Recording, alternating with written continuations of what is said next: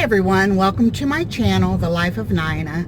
Steve and I are just going for a ride today, and I know that quite a few of you guys have said that you missed us going on rides and telling you guys stories and showing you places that we're going. So today, I thought that it'd be a nice idea to have Steve share a little bit about either him or whatever he wants to talk about. I don't know yet. So I don't know either.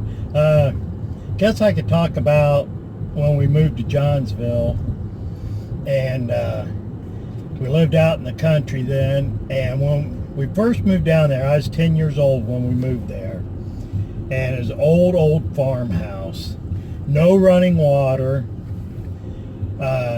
so therefore no indoor plumbing or anything. We had an outhouse out in the backyard, which most kids nowadays don't even know what an outhouse is. how many acres did you guys have? We had 5.5 acres. Had an old hand pump on the back porch, and that's how we got all of our water. So we would wake up, us kids, there's me and my brother and two sisters. We had bedrooms upstairs, and in the winter, that first winter when we lived there, we'd wake up in the morning and there would be snow on the floor and on our clothes and stuff, where it blew in through the walls and around in through the windows and stuff. So the house was really old. It was built back in the 1800s sometimes. Didn't your mom have one of those wooden cook stoves? Yeah, we had that's all we had was a wood cook stove. And so she would cook on that all the time. I mean, the whole time we lived there, that's what we had. So even in the summer, she was cooking on the wood cook stove. And my sister, I remember Mom saying here a while back, my oldest sister had to bake a cake for something for school.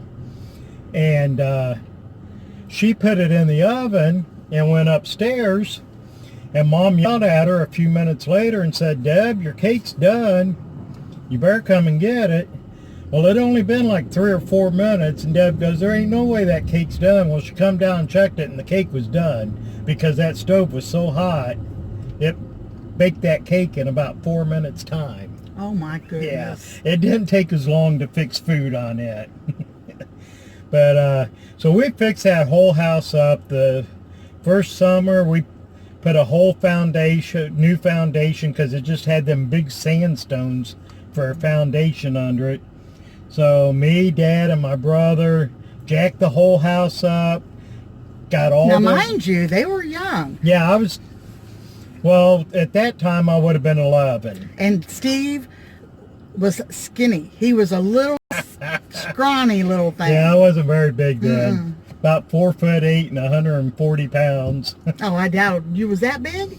Probably. I don't know. think so.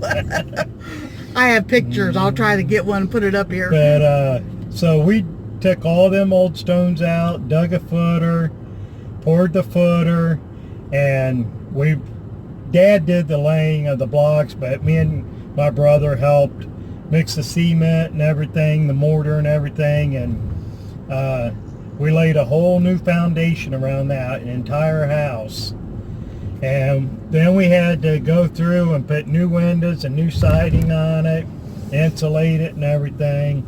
So that was all done that first year that we was there. Can I ask a question? Yeah. Was your dad working at the mill? Yes. He was working at the mill then, but... A steel mill. Yeah.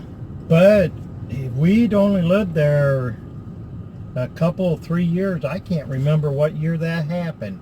But Dad was at the steel mill working, and a scaffolding broke with him, and he fell 20 feet first onto a concrete floor, busted his feet all to pieces. They honestly didn't think he would walk again. Yeah, they said he'd never walk again because his feet were so big. They had to put pins and all kinds of stuff in there because his bones were just shattered. And my father-in-law was a big guy.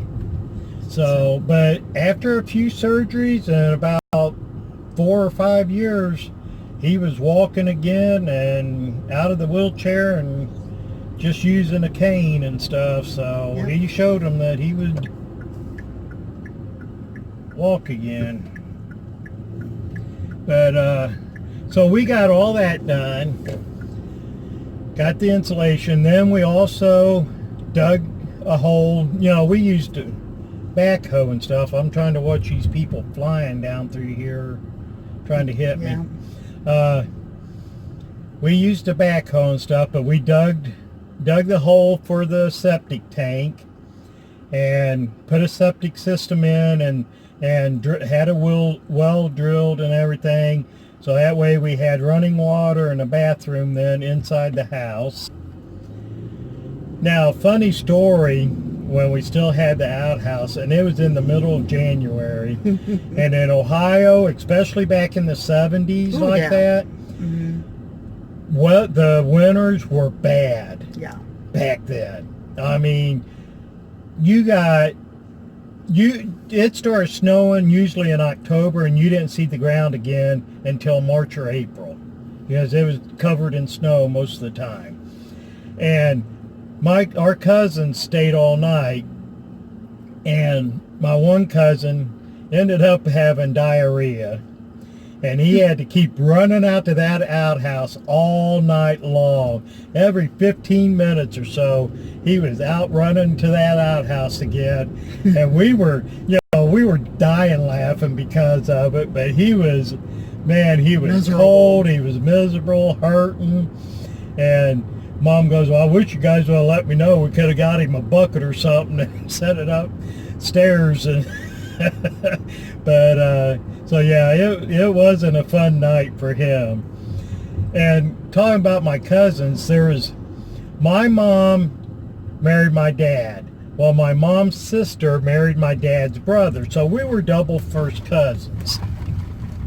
So there's two of us boys in our family and two boys in their family, and then my two sisters and a girl in their family, and we're all within 4 years of each other. So, because they just popped out kids like crazy. Yeah, one after So, the other. we were all really close. So every weekend, us boys, all four boys would stay at one of the houses, and the three girls would stay at the other house. Well, then the next weekend we would swap, and the three girls would stay at the first house, like at my cousin's house, and then us four boys would stay at our house. So every weekend together just about every weekend at one of the other houses. So so we had a lot of fun. They was down there all the time, and 5.5 acres. We played softball and baseball and football, and we played hide and seek. We had a big weeping willow tree in our front yard. We climb up in it, and a bunch of pine trees in the front yard.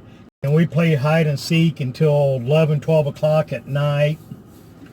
That house just this past year was for sale, and we were just driving around down in the country, and Steve happened to see that for sale sign. So we stopped, we pulled in, it's down a really long lane, and we pulled in, and a lady came out and talked to us, and we didn't go in the house, but she was telling us about how, pretty much everything was pretty much the same, wasn't it? Yeah. She had done just a little bit of work to that house, but if we would have had the funds at that time, we would have loved to have had that property, but, we couldn't. So when I was 12, so that would have been the next year after we did all the work on the house, Dad decided he wanted to raise some cows. So we built a barn, a log barn. What's it? Is it called a log barn? No. Mine and Steve's brains Oh today my have gosh. been doing Anyway, the we same. built a barn. Dad worked with a guy that lived in Kentucky and had barn. a pole barn. Yes, thank you. And had a bunch of pine trees. So we would go down on a Saturday morning and go down and cut pine trees down, cut the limbs off and cut the logs up, put them on the back of the pickup truck and come home. We did that 2 or 3 Saturdays there that we did that. Now that's a 4.5 hour drive. 4.5 hour drive down there. Yeah. So we've And got back. all them pole barns to build this barn. Well, One story I still remember on that was the last load we was getting. The guy that owned the property, he goes, well, let's cut this tree down here. Now, mind you, Kentucky's all hills. And this pine tree was on the side of a hill. Dad goes, I ain't cutting that tree down. It'll fall across some electric wires and everything. And this guy goes, oh no, me and the two boys will push it back up the hill. Okay. Now, mind you, I'm still only 4'8" and 140 pounds or whatever. And this older gentleman is not much bigger. Yeah. And my brother's only a year older than me, so he's, you know, a little bit bigger, but...